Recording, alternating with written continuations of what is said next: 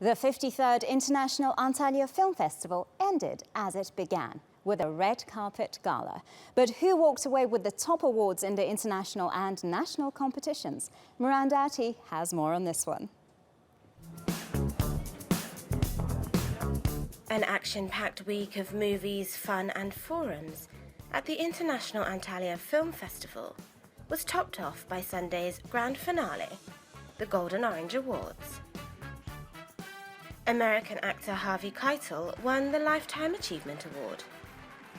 He was recognized for his body of work, which ranges from Reservoir Dogs and The Piano to Pulp Fiction and Thelma and Louise. I never played a bad guy. I always played a good guy who maybe did bad things. Everything we do in the theater, at least that I do, most of the people I know, is our education. Every time we do it, it's new, it's different. It's a new beginning of something, an opportunity to open up to something you didn't know the moment before. It was a glamorous event on the Turkish Riviera. But the jury, led by British director Hugh Hudson, had some tough decisions to make. Wonderful jury, wonderful festival, and lovely films. Fantastic. You'll all be surprised. And how was it choosing the winners? It's always hard, because, enough for good films and they compete with each other. And there's a lot of talk about them, a lot of discussion, but 7 people all have different points of view. Hudson was joined on the jury by actors Rutger Hauer, Andy McDowell, and filmmaker Najwa Najjar. It's been a difficult one because there were so many great movies, but we had a great jury and we've enjoyed ourselves. And so we're excited to show our results today. And who were the night's big winners? Best film in the international category went to Claire Obscure, about the liberation and oppression of Turkish women. For the heart-rendering Claire Obscure. In the national competition, Blue Bicycle, about a young boy fighting hypocrisy in a village in Anatolia, scooped up the top prize. My Father's Wings. Turkish director Kıvanç Sezer's movie, My Father's Wings, won the Audience Award for Best Film, as well as Best Actor in the national category.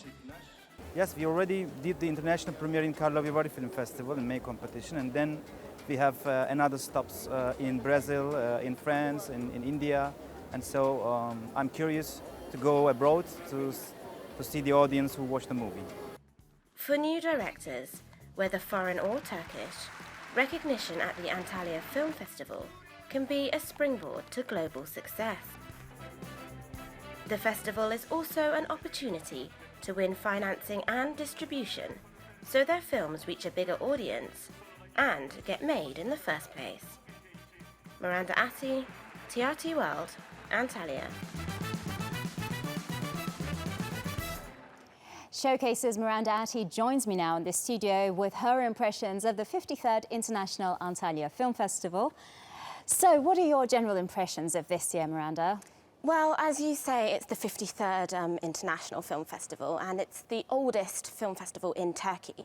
But I think the thing that they really focused on this year is the international side of things. We had a very international jury. Director Hugh Hudson was the president, who we spoke to earlier in the piece. We also had Rutger Hauer and Andy McDowell, 2 very famous actors on the jury.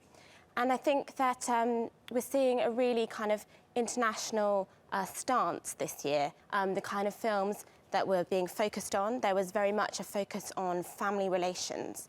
And I think that the filmmakers were being a bit more brave with the topics that they were focusing on and taking a bit of a risk there. Mm-hmm. Well, the festival does aim to directly encourage filmmaking. How much of an impact has it had over the years? I think we've seen a huge impact, actually, and I think there's 2 main ways that it has actually impacted Turkish cinema in particular.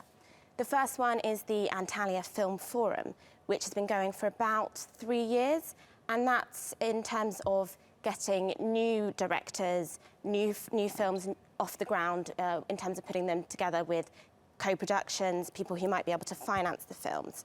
But what was interesting this year is they've started a new initiative called Film TMR, and that actually takes new finished films and team watch all those films and then they decide if they're going to invest in them. And that's really about getting international, global recognition for these Turkish films.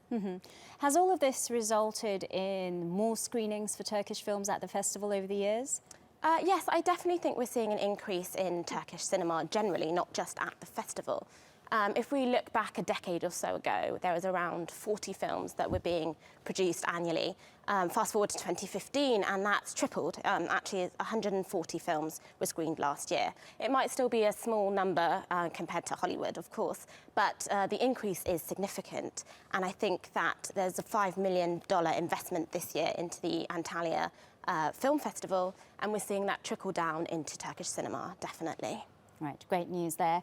So how important are co-productions in Turkish cinema, and do you see this trend continuing in the future? Absolutely. That was something we spoke to the director of the Antalya Film Forum whilst we were there, and she mentioned that co-productions are vital in the Turkish market and across Europe, in fact, I think, and we're definitely seeing that. We see a lot of European support for Turkey.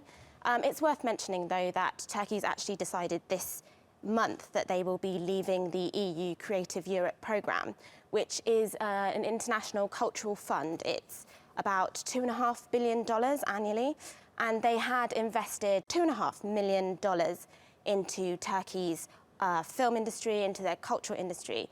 Turkey's decided to leave that fund, so we'll have to see if that's had any impact on the number of co-productions that we're going to be seeing in the future. Well, Miranda Atty, thank you for joining us. Thank you.